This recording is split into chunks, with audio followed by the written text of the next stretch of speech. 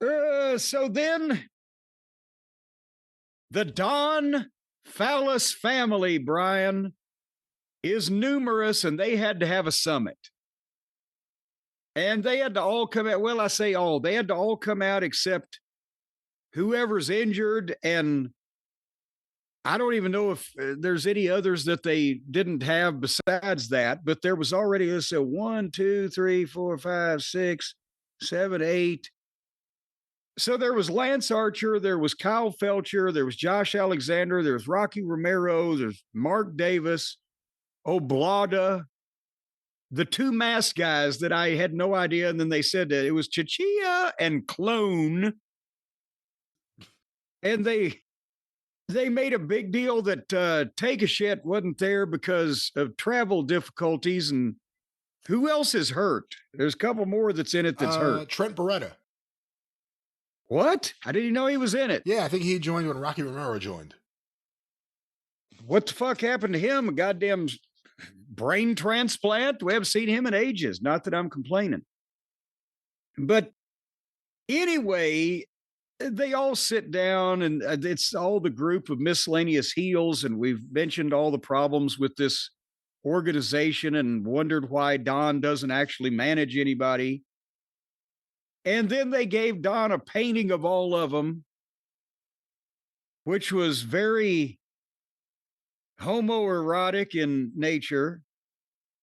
And then they had several of the members speak, like Rocky is the one that presented the painting. And then Josh Alexander pitched to the screen for a highlight video, which had great highlights about how dominant the Don Phallus family is, and no mention of any detail about why the fuck is there 15 of you and nobody ever fucking actually gets managed by this guy? And he can't be bothered to go to ringside for your matches. He just sits on commentary. And he's always making matches where guys in his own group have to fight each other or can't get along. So then Kyle Felcher squeaked. And the fans chanted asshole at him because he's got a little heat. But he started reading the oath that they all had to take before they joined the family. And it was getting into we must put Don before all else. And we agree to save any member of the family from any danger at peril to ourselves. And then out all of a sudden to music came Take a Shit, who was there after all, didn't have travel difficulties. And he came out with, what belt is that, Brian? The IWGP Championship. Okay, he's got the IWGP title, and Oblada has the unified title, and Kyle has a belt. And they all come out, and they've all got a belt, and the same thing. Take and Okada stare at each other. And Don tries to get Take to take it and say, you got to settle down. And it was long and boring and slow, where Don's like, I make the decisions in the family. I need you to shake his hand. And the fans were getting into it. They don't want to see him shake his hand. They could turn Take babyface fairly easily here if they capitalize on it. But then at the same time, I was about to say that he can't fucking talk or do a promo, but none of the other baby faces can anyway, so that wouldn't hurt him. But Don's like, it's for about the honor. It's for me. Do it for me. And then Take puts his hand out and Okada gives him the finger. So he kind of, again, shit in his face, because then Take can't, he's not supposed to hit him. The others get in between them. And Don announces, I'm going to make you work together. You're going to team up on Collision Saturday. And I think when he got that finger, if fucking Take it and turned around and slapped the shit out of him, he'd have showed he had something. Then they could have got in between. And as far as if they're going to do an angle where they team up and then break up, Make up to break up. Well, then don't do it on Collision. That nobody's going to see on Saturday against the World Series game and Saturday night's main event. Otherwise than that, it was a wonderful segment, Brian. I rest my case. What do you think? It's the World Series Saturday night's main event, and Abbott and Costello meet Frankenstein on Svengoolie. It's a really tough night. Yes. A lot of competition. I don't know. They've been doing this for a while. It used to be, obviously, when Punk was there, and then for even a while after it, it was almost like Collision was its own universe. But now there's so many things that it's like, oh, they're actually doing an angle that leads to the show I don't watch on Saturday. They don't do things that, like, build up the next Dynamite.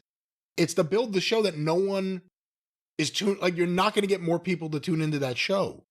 Because have you read what they're presenting on the rest of that show lately? I mean, it's fringe names at best for this company. I had not seen the names, but I'll take you at your word. I'm just saying, I read the recap of either last week's or the week beforehand. I'm like, what the fuck? It's just, they got no mojo going. But the eventual breakup between Take a Shed and Okada will, I'm sure, lead to the dream match that all the AEW fans that are already watching and absolutely nobody else wants to see when they break up and fight each other. Because, I mean, even for his countrymen, I don't have faith in Okada to try to work in any way hard to get this guy over, despite the fact he's being paid millions. He's going to lazy through it and lounge around like he always does. He's like the wrestling embodiment of Triple H's booking. And just get by with it. And then, just kind of, yeah. Good last 30 seconds. Well, and sometimes that doesn't come off. You know, I'm telling, I think, to be honest, a lot of the members of the Don Fallis family should have something to fall back on because they're being misrepresented. Nothing worse than a crummy accountant or an evil manager or agent, somebody that doesn't know what they're doing, draining your money, not getting you the representation you deserve. And then there you are, just cast aside like a crumpled Kleenex on the peep show booth floor of life, Brian, with no skills to back you up. Wait a minute now. That's Harpo Marx, not the sound of money being made. You know what you need. Oh, wait a minute. I know. See, you had the wrong button. That's the sound of, what do I do now? In a panic because you're broke. And then cha-ching, cha-ching, cha-ching. That's the sound of making money. Well, you can't make too much. Now you're making way too much money. If you get 4 cha-chings, the IRS is going to investigate you. Ladies and gentlemen, you can turn your dreams into reality and money by teaming up with our friends at Shopify. If you've just been, as I said, lingering in obscurity as a member of the Don Fallis family and you don't have anything to back yourself up in the world, you need somebody to take your dreams and turn them into reality, a website and products and ready to go merchandise and product descriptions and product images and discount codes and email and social media campaigns. Shopify. Okay, they could sell ice to an Eskimo. They could sell pussy on a troop train. I guess that wouldn't be too hard. Again, these may not be the best examples for our fine friends, the good, classy people who do their job well at Shopify.